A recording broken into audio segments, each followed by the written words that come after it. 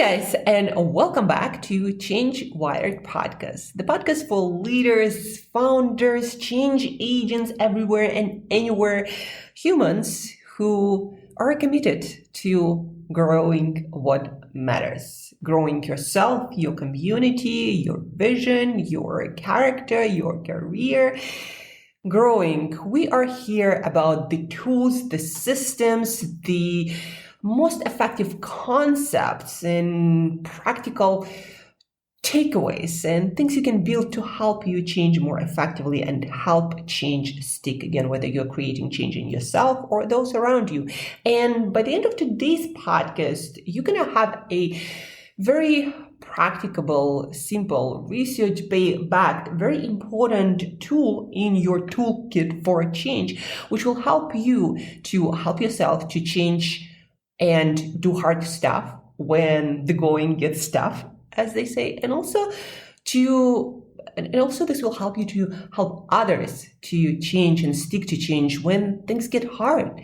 And I truly believe that it's important to nail not just the simple stuff, but the hard stuff, the stuff that somebody has to get done in order for the system, for things to get better. Somebody has to do the hard work as well, not just simplifying, looking for shortcuts and figuring out how to make everything more optimized, right? Sometimes you just have to do the hard work and do it consistently. So how do you do that? How do you help yourself and others to do the hard work when you don't feel like it? When you don't have time, when it's inconvenient, when you don't have energy?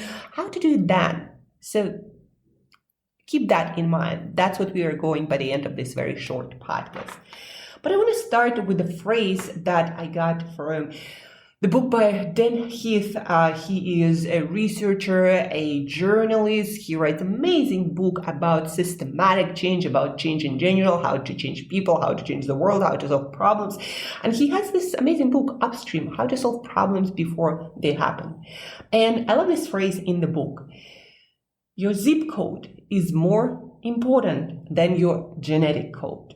Again, your zip code is more important than your genetic code.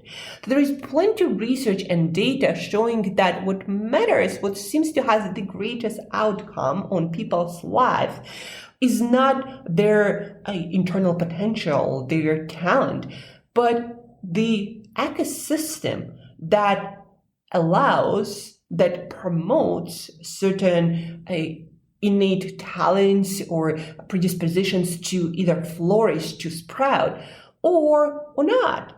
I like this comparison, this metaphor of a garden or a plant. If you want to grow a beautiful garden, first you want to take care of soil. Because even the most amazing trees, seedlings, and seeds will not grow if you put it in a dry soil that has very few to none nutrients and it's in the place where there is no rain, no sunshine, right? It's very hard to grow a garden like that, even with the best seeds. And I always say humans are kind of like plants, and without proper ecosystem, without proper setup of what's around us, it's very hard for our talents and our innate abilities to deliver results, effectiveness, or all the great stuff that we see in the world. Think about Silicon Valley and hotspots of entrepreneurship like that. It's not that the people who are there that are special. It's the ecosystem that is special. It's the resources, the connection. Yes, you are surrounded by like-minded people. It's the finances. It's the learning opportunities. It's the conversation that you overhear in coffee shops. All of that create a perfect environment for a plant of entrepreneurship to sprout. You think about blue zones. If you don't know what it is, those are areas, and you can Google them everywhere on Wikipedia. You can chat GPT it, obviously. Blue zones, places on Earth where centenarians, where people who live to 100 and more without diseases, where those people are concentrated, blue zones, and they studied those zones, and they figured out certain aspects that those zones have in common. But what even more interesting for me is there were experiments, and there's a documentary on Netflix with the guy who authored the book Blue Zones. So there were experiments where they tried to manufacture blue zones in areas which geographically didn't look much like blue zones, and the climate, etc. But because they figured out that social aspect of it and the ease of accessibility of certain things like walking spaces were the most important things, so they tried to manufacture those blue zones. It's hard to obviously measure whether people will live to 100 or not, so they just measured health outcomes in certain communities. And they redesigned communities. They created more walking spaces. They made healthy food more prominent and more available. They created those communal spaces where people could make friends, walk together, exercise together, right? So they did these experiments and they improved health outcomes without having to preach to people what is healthy or not healthy for them. So it's the ecosystem. It turned out that places geographically don't matter that much when for us humans, social environment and ease accessibility of things is so much more important, right? So next time you're trying to preach to people, to yourself, don't look at persuading people or changing people's minds. In change management, change leadership in corporate environment, they always talk about how you need to communicate really well why it's needed to be done and how it's going to be done and what it means to people, etc. Yes, but what matters even more is actually the ecosystem you create. So the things that you want to do become easy, accessible, defaults, visible. So it's almost like a foolproof system for people to do the right things. I always give the simple example of a fridge. If you put all the healthy food, all well prepared and deliciously cut and accessible and make it super easy, and you remove all the junk from there, guess what people are gonna eat? Or guess what your kids, your family are gonna eat if you put a fresh bowl of fruit which is washed, pre-cut if needed for the day. If you put that out, guess what people are gonna do? They're not gonna be going and looking for some junk. They're gonna eat what's available. And the same in the work environment, right? So it's the ecosystem, and that has been proven by so much research. And again, Upstream book by Dan Heath, How to Solve Problems Before They Happen. They talk a lot about ecosystem, about designing the environment, and in general, Dan Heath writes a lot about that. Where I live, there is a gym and there is a group of people. They have WhatsApp group. It's called Sunrise Squad. And adults in their 40s, 50s, 60s, and they get together for workouts, and they do fun stuff, fit stuff on the weekends, and they celebrate birthdays and holidays together in a fit and fun way. And they don't preach to each other. I joined this group, but I don't do much with them. But it's interesting to watch them, how they don't again talk about we need to be healthy or we need to get fitter. They just do stuff, and they created an easy, accessible culture of health, wellness, and fitness, silently promoting this idea of people like us do things like this, and we exercise together, we do other healthier stuff together, and whoever enters or joins this ecosystem going to do that without them again having to talk to them about those workouts or doing stuff that is good for you. It's about, again, the ecosystem. And for us human beings, social aspect of it is one of the most important aspects, and that's why people are a part of your ecosystem. So there have been a lot of studies and research showing, for example, there's hard data on when you sit in proximity to a high performer, you're gonna be more productive, more effective, more motivated, more energized by about 15%. And there was, 5 feet of a high performer. But then the opposite is also true. If you sit in the proximity of a low performer, you're gonna be 30% less productive, less effective. For high performer, it's 15%. For low performer, it's 30%. We are like, they call it also the chameleon effect. We absorb the energy, the vibe, the practices and rituals, and yes, even performance from the people who are around us. That's how strong social aspect is. So when again, designing for change, for health, for wellness, whether that's for yourself or for people around you, for your company, for your community, don't talk about that. Create rituals, create a social accountability. People like us do things like this. Create ease, visual reminders, a corner for meditation or a pillow for meditation, or the stretching corner. Create some creative routes around your office, around the building, so people walk more, right? Put some stuff, I don't know, on where the staircase is, so people, certain sayings about hard work, about challenges, so walk there more often to show people by example. All of this matters a lot more, creating this ecosystem environment than again you preaching and communicating however clearly. We absorb things by osmosis, beliefs, even our work ethic. But I also want to, as promised, I want to focus on something else. I want to focus on what stops us from doing the hard thing. We created these goals, these visions, these North Stars, this ambition for us or organizations of people around us. And then when the going got tough, we didn't follow through.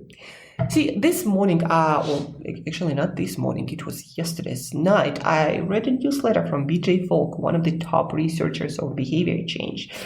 And in the newsletter, he had this image which he trademarked, and it's called ability change.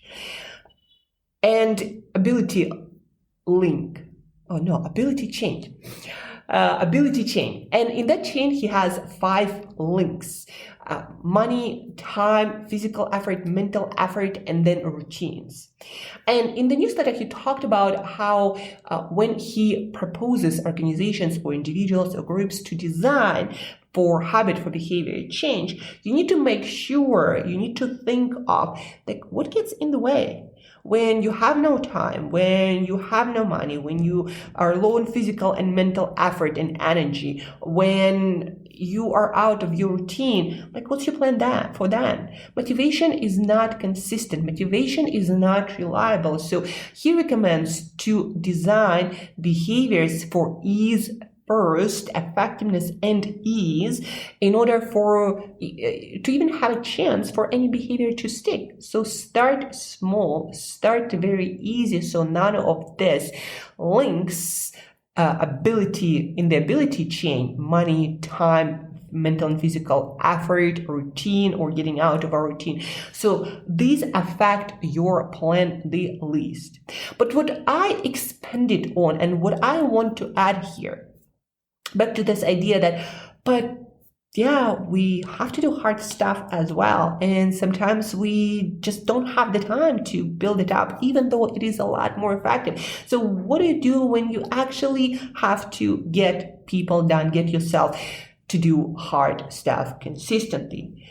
And that's where I add guardrails to this ability chain created by BJ Fogg. And guardrails, and it's not a new idea, guardrails are things that prevent us from falling, from doing worst when we are at our worst. They help us to do better when we are at our worst.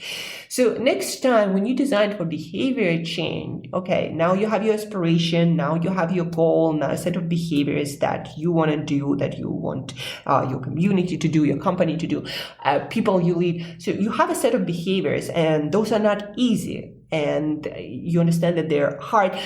instead of thinking, how can I motivate my people? Again, remember, motivation is very inconsistent and it's hard to design for, not impossible. And there are companies who help with that, who do that. We need to learn how to increase our motivation as well, but it is inconsistent.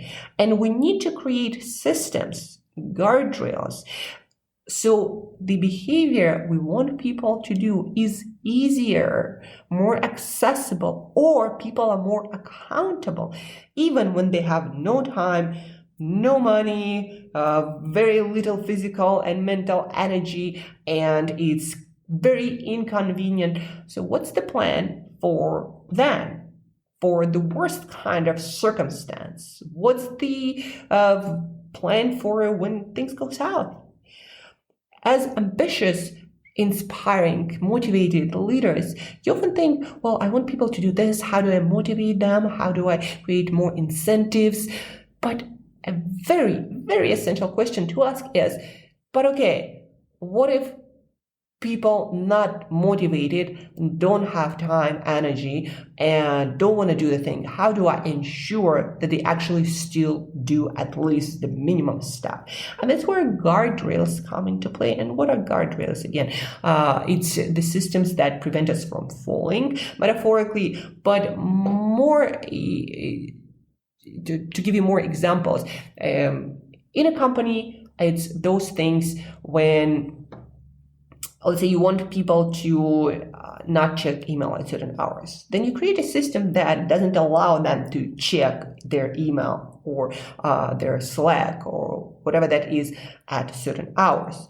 If you want people to be more customer-centric, but they might not be in the mood to speak well to the customer and to go to extra mile. Now, what is a system that you can put in place to make this behavior almost impossible to fail? Maybe there should be some accountability, some reporting system, some, like many companies do, not reviews, but when a customer has to evaluate how the person on the other side of the call performed, like what are the systems? Maybe accountability. Remember how we talked about how social aspect is so important? Maybe it's having a not stand up Monday morning, but stand up at the end of each day to keep people accountable, or maybe midday, like how are we doing for customer centricity? What did you do? What did you do? How did you handle this or this or that situation, right? Make people share, make people more aware, make people feel more accountable. So even when they're not motivated, they still gonna follow through because they feel accountable. That's why people hire coaches. It's like, yeah, I'm not going to feel motivated, but this person will check in with me, and I will feel bad if I day after day after day say that I'm not able to do that, even though I said it's important and I'm going to work on my goals, right? Social accountability, don't underestimate the effect of it. Guardrails at home, or again, workplace, for your family. If you're trying to eat healthy, eliminate all the bad stuff. And that's when it's night and you're bored and you're hungry and you're stressed, you don't reach out for that cookie because the cookie is at the store where you have to go, and that additional work will prevent you from, so to speak, falling. Right? If you want to not skip your workouts, who can you keep yourself accountable? Maybe a few training session, maybe a workout buddy, maybe somebody calling you like, hey, Angela, are you waking up? Are you going and working out? And make it a call from a person who do you feel bad if you don't follow through, you don't want to look bad in front, right?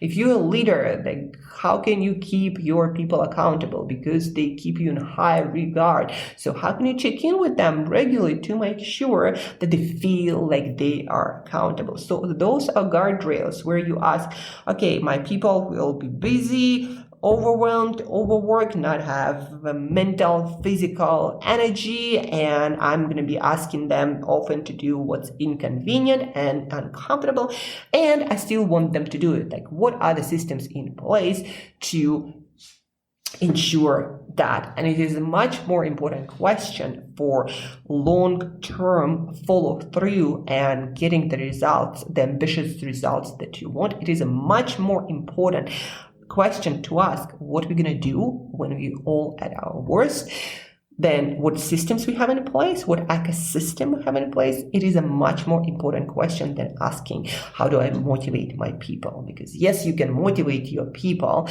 and the strong enough why will carry people through the hardest times, but they're still gonna have a lot of weak moments. And the bigger the organization, the harder it is to design for optimal motivation. That's where you want to create systems, guardrails, which don't allow people to fall.